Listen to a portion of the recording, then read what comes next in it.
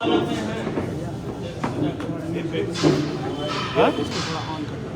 ये वाला है ना। ए भाई पीछे ऊपर हाथ करो। हाँ रोल करते हैं। चलिए आप लोग देरी के लिए माफी, क्योंकि गोरखपुर में यातायात व्यवस्था नहीं टफ। अगर आप निकल गए हैं कब पहुंचेंगे पता नहीं। तो आज की प्रेस वार्ता सभी पत्रकार बंधुओं का बहुत धन्यवाद। मैं तो सोच रहा था हर दिन करूंगा, लेकिन किसी कारणों से प्रेस क्लब अवेलेबल नहीं होता है। पता लगा कि बुक है। बाकी समय में फील्ड में थे तो ज़्यादा बात नहीं हो पाई। तो बहुत सारे इशू हमने तैयार किए थे। मैंने आपसे पिछली बार कहा भी था कि रखूंगा आपके सामने। उन्हीं को लेके आज प्रेस वार्ता है। मैं शुरुआत करता हूँ। गोरखपुर सदर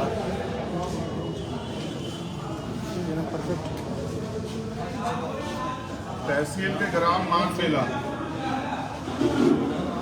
एक मिनट भाई, इनको चुप करवाना कॉल। ये बीजेपी के लोग तो नहीं आगे माहौल खड़ा कर रहे हैं। भाई बल्ला मचाया।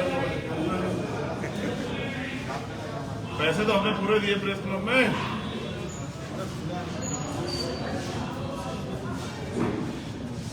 देखो जो भी लोग उनसे कहो कि चुप हो जाए। लाइव है सर देखो लाइव में तो लोग डिस्टर्ब कर रहे हैं। तो लाइव है सर।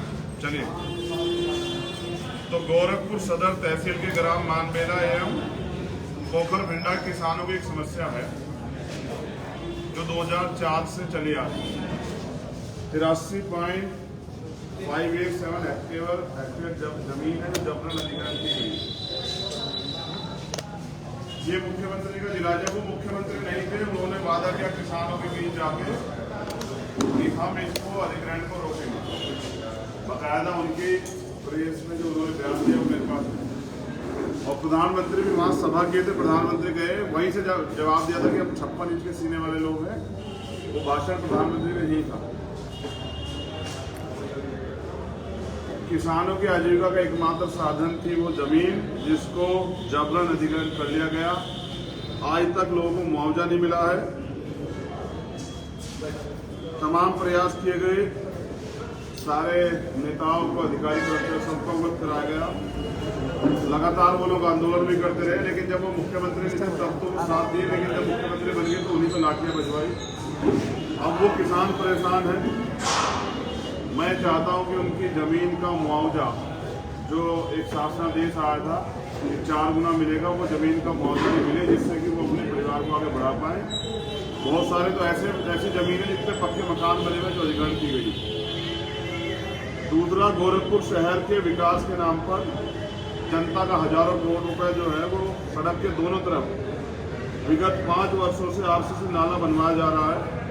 अब ये बड़ा नाला है जो पिछले 5 साल में नहीं बना। आरसीसी नालों के लेवल मोहल्ले की नालियों के वाटर लेवल से ऊंचाई पर होने के कारण, मैंने पहले भी कहा था, 4 महीने गोरखपुर डूबा रहता है, जिससे पानी, गंदा पानी ऊपर आता है तो बीमारियां पैदा होती हैं। आम जनता परेशान है। जैसे हेडियागढ़ है, विष्णुपुरम में प्रीत विहार है, राजनगर है, ऐसे सारे मोहल्ले डूबे रहते हैं। आम आदमी का जीवन जो है वो नरकीय हो गया है। वो किसी तरह से इससे निजात चाहता है। हम जितेंद्र साहब पे बात कर रहे हैं। और गजब की बात तो ये है, मुख्यमंत्री जी के बिल्कुल मठ से 350 मीटर पे 1.5 फीट पानी भरा हुआ है गलियों में, लेकिन मुख्यमंत्री जी को शायद उनकी तकलीफ दिखाई नहीं देती। हम लोग प्रयास कर रहे हैं कि ये मुद्दा बड़ा मुद्दा बने, जिससे कि इसमें काम। गोरखपुर शहर में सड़कों को चौड़ा करने के नाम पर सड़कों के दोनों तरफ की हजारों दुकानों को तोड़कर छोटे व्यवसाय और दुकानदारों को उनकी आजीविका से वंचित कर दिया गया है। उनके परिवार को भुखमरी की स्थिति का सामना करने के लिए बाध्य किया गया है तथा लाखों हरे छायादार वृक्षों को काट दिया गया। आजीविका से वंचित जो लोग हैं वो परेशान हैं। बड़े बड़े धन पे वो उन दुकानों को बेचा जा रहा है। इससे व्यापारियों का बड़ा नुकसान हुआ है। ये एक बड़ा मुद्दा है। बड़ा व्यापारीगण जो है इससे कष्ट में है। हम उनके मुद्दों को चाहते हैं कि प्राथमिकता जो है मीडिया के साथियों द्वारा दी जाए।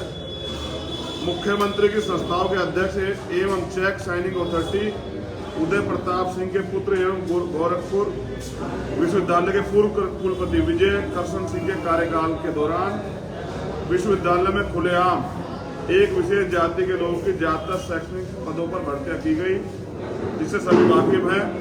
और वो मीडिया ने 2 दिन पहले छाप दिया था कि लिस्ट जारी होगी। ये गोरखपुर में कानून व्यवस्था और पारदर्शिता।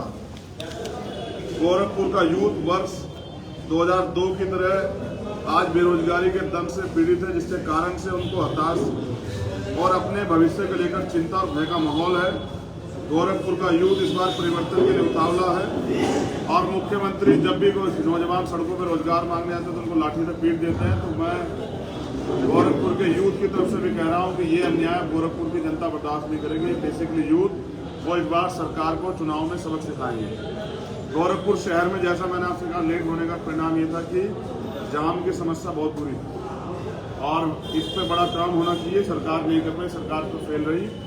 हमें अवसर मिलने में हम इसको करेंगे। गरीब और मेहनत वर्ग के लोग महंगाई से त्रस्त हैं। जनता के हित में सरकार ने कोई काम नहीं किया। एक जो बहुत महत्वपूर्ण मुद्दा जो मैं आपके सामने रख रहा हूं, मैं चाहता हूं कि ये चुनाव के ऊपर सबसे बड़ा मुद्दा है। एक मुद्दा मैंने पहले उठाया था कि यहाँ के जो एसएसपी हैं, मैंने चुनाव को पत्र लिखा कि आप उनको हटा दीजिए, उनके होते निष्पक्ष चुनाव नहीं होगा। क्योंकि मैं प्रत्याशी भी हूँ। मुख्यमंत्री जी सत्ता धनबल का प्रयोग कर रहे हैं। मैंने आपको बताया किस तरह से मकान खाली करा गया। उससे बड़ी बात ये आप नोटिस करें, गोरखपुर के एसएसपी को तो नहीं हटाया गया, लेकिन एक अधिकारी और हैं जो गोरखपुर शहर विधानसभा 322 के जोनल मजिस्ट्रेट रमेश बाबू गुप्ता जी, अपर आयुक्त एवं अपर निबंधक सहायक सहकारिता वर्ष 2017 से ही निदेशालय स्तर के अधिकारी हैं। उनको नियम विरुद्ध तरीके से संयुक्त आयुक्त एवं संयुक्त निबंधक सहकारिता गोरखपुर मंडल के जूनियर पद पर तैनाती की गई है। वरिष्ठ पदाधिकारी होने के बावजूद भी उन्हें जूनियर पदनाम से वेतन देकर वित्तीय अनियमितताओं किया जा रहा है और जोनल मजिस्ट्रेट के नियुक्ति आदेश में भी जूनियर पदनाम संयुक्त आयुक्त एवं संयुक्त निबंधक सहकारिता गोरखपुर मंडल गोरखपुर से ही गोरखपुर शहर विधानसभा के जोनल मजिस्ट्रेट रमेश बाबू गुप्ता अपर आयुक्त एवं अपर निबंधक सहकारिता की चुनाव ड्यूटी लगाई गई। इससे पूरी तरह से स्पष्ट है कि गोरखपुर शहर विधानसभा चुनाव में अपनी हार को देखते हुए सत्ता पक्ष सिर्फ धांधली करने के लिए निदेशालय स्तर के अति वरिष्ठ अधिकारी को गोरखपुर शहर विधानसभा 322 से जोनल मजिस्ट्रेट के रूप में तैनात किया है। जिला निर्वाचन अधिकारी जिला गोरखपुर से गोरखपुर शहर के जोनल मजिस्ट्रेट रमेश गुप्ता को चुनाव प्रक्रिया हटाने के लिए पत्र भेजकर मैंने अनुरोध 2 दिन पहले किया, अभी तक कोई कार्रवाई नहीं हुई। रमेश बाबू गुप्ता जो सीनियर अधिकारी हैं, जो अपर आयुक्त एवं अपर निबंधक सहकारिता हैं, उनको संयुक्त आयुक्त एवं संयुक्त निबंधक सहकारिता के तौर पे यहाँ लंबे समय से काबिज किया गया। वो पहले भी 2 बार यहाँ पोस्टिंग रख चुके हैं, मुख्यमंत्री के करीब हैं। उन्होंने ही नोटबंदी के समय सबको ना था, आरबीआई का आदेश था कि भाई कोई पैसा निकाल के नहीं देगा, उन्होंने मुख्यमंत्री को पैसा निकाल के दिए। वो उनके खास आदमी हैं, उनको यहाँ शहर विधानसभा का जोनल मजिस्ट्रेट बनाया हुआ, वो यहाँ धांधली करवा रहे हैं। ये धांधली हम लोग नहीं सहेंगे। मेरी चुनाव आयोग से अगर वो कहीं है, दिख तो नहीं रहा है क्योंकि यहाँ बड़े बड़े बैनर पोस्टर लगे, हम 4-4 दिन 6-6 दिन परमिशन मांग रहे हैं, हमें परमिशन नहीं दी गई। रोड शो की परमिशन भी 1 दिन पहले दी गई कि हमारा जो रोड शो फ्लॉप हो जाए, जैसा जनता ने नहीं होने दिया। तो ऐसे अधिकारी अगर यहाँ रहेंगे तो मैं ये जानता हूँ कि चुनाव फेयर नहीं होगा। मैं अगर चुनाव आयोग कहीं है और उसको सुनाई देता हो, उसको दिखाई देता हो, तो मैं अपील करता हूँ कि वो ऐसे अधिकारी को तत्काल यहाँ से हटाए, जिससे कि कल चुनाव फेयर हो चुके 3 तारीख को। अदरवाइज वो धांधली कराएंगे और इस धांधली के खिलाफ फिर हम सड़कों पर आंदोलन करेंगे चुनाव वाले दिन। ये चलेगा नहीं। मैं मांग करता हूँ कि इनको हटाया जाए। ऐसे ही विधानसभा चुनाव 2022 में सत्ता पक्ष द्वारा गोरखपुर में सिर्फ धांधली कराने के लिए तैनात किए गए अधिकारी को गोरखपुर हटाए जाने के लिए पूर्व में भी मैंने पत्र लिखा था विपिन टांडा जी के लिए, जो एसएसपी है, उन पर कोई कार्रवाई नहीं हुई। उनके लोग जाके हमारे लोगों को धमकाते हैं, ये अन्याय है, लोकतंत्र की हत्या है। और जो गोरखपुर मंदिर के महंत है, वर्तमान मुख्यमंत्री, उनका कहना है मैं क्षत्रिय जाति में पैदा हुआ हूँ, उन्हें गर्व है। यह कथन मुख्यमंत्री की घोर जातिवादी मानसिकता को प्रदर्शित करता है। ये हिंदू धर्म के सन्यासी परंपरा के विरुद्ध बयान है। जो मुख्यमंत्री संत होके खुद को योगी कहते हो और मुख्यमंत्री फिर वो अपनी जाति पे गर्व करते हैं और ये कहते हो कि मुझे गर्व है, और इसका मतलब वो अपनी जाति को बढ़ावा देते हैं, जैसा कि भर्ती प्रक्रिया में देखा गया, जैसा कई जगह न्याय पे वो अपनी जाति के लोगों के प्रति समर्पित हो जाते हैं। तो ऐसे मुख्यमंत्री को जनता इस बार जवाब देने जा रही है गोरखपुर में। मैं मुद्दों पे चुनाव लड़ रहा हूँ, मेरा विश्वास है, मेरे पास इन सब के एविडेंस है, अगर आप कहेंगे तो मैं एविडेंस लेकर करके आपको दिखा दूंगा कि गोरखपुर में मुख्यमंत्री हार के डर से धांधली करवाने का प्रयास कर रहे हैं। गोरखपुर की जनता मन बना चुकी है कि इस बार मुख्यमंत्री जी की यहाँ से विदाई तय हो। कल से रोड शो के बाद गर्मी बढ़ी हुई है।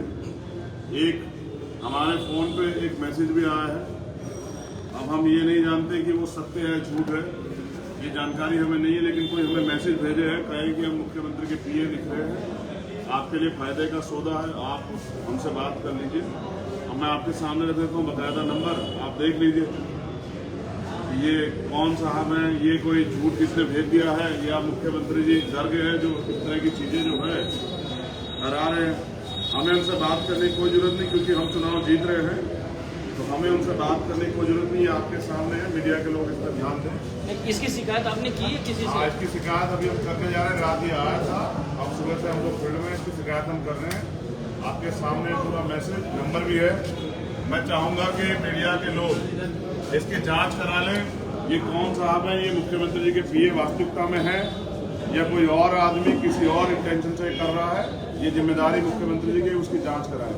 उसमें उन्होंने क्या लिखा है ये आप पढ़ लीजिए। लिखा है, हमें कांटेक्ट करिए, हम सीएम योगी आदित्यनाथ जी के पीए हैं सर, आपसे बात करना चाहते हैं, इसमें आपका फायदा है। हम यहाँ जनता के फायदे के लिए लड़ रहे हैं। वो नंबर भी बोल दीजिए। नंबर ये है, मैं बोल देता हूँ, 7045 473204 ये नंबर है और आपके सामने है।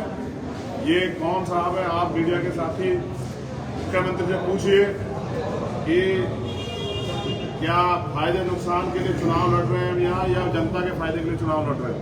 इसलिए मैंने मीडिया के साथियों के सामने बात रखी कि कल मेरे साथ कोई अप्रिय घटना भी यहाँ घट सकती है, क्योंकि 3 तारीख को चुनाव है।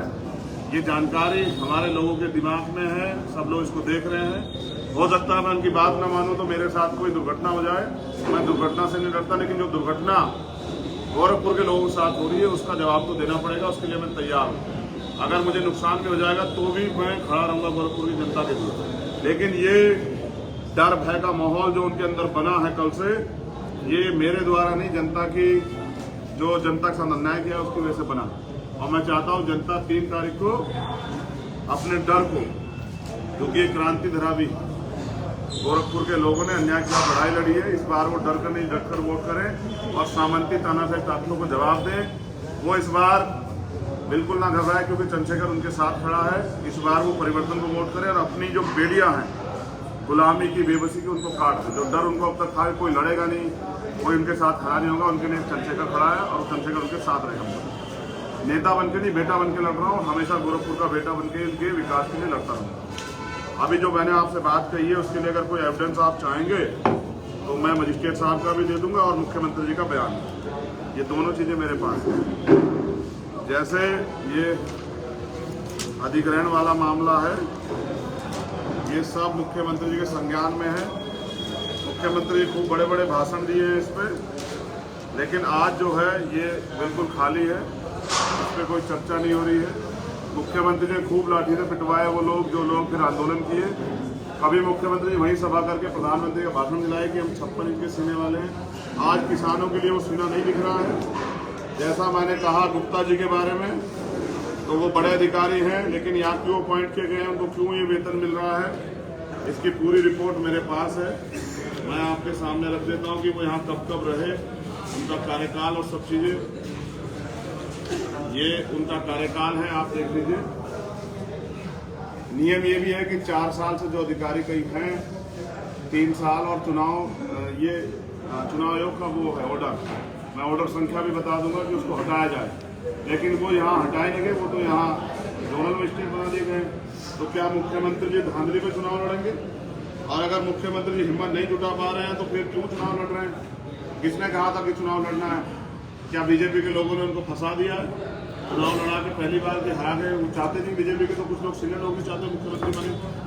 तो ये ऑर्डर है भारतीय निर्वाचन आयोग का संख्या 403/6/1 कि 4 साल से 3 साल के जैसे ज्यादा का राव अधिकारी नहीं लेगा चुनाव के समय, कि वो मदद करेगा। आप देखिए ये 4 साल वाले साहब हैं, क्यों है ये जनता को बताना पड़ेगा।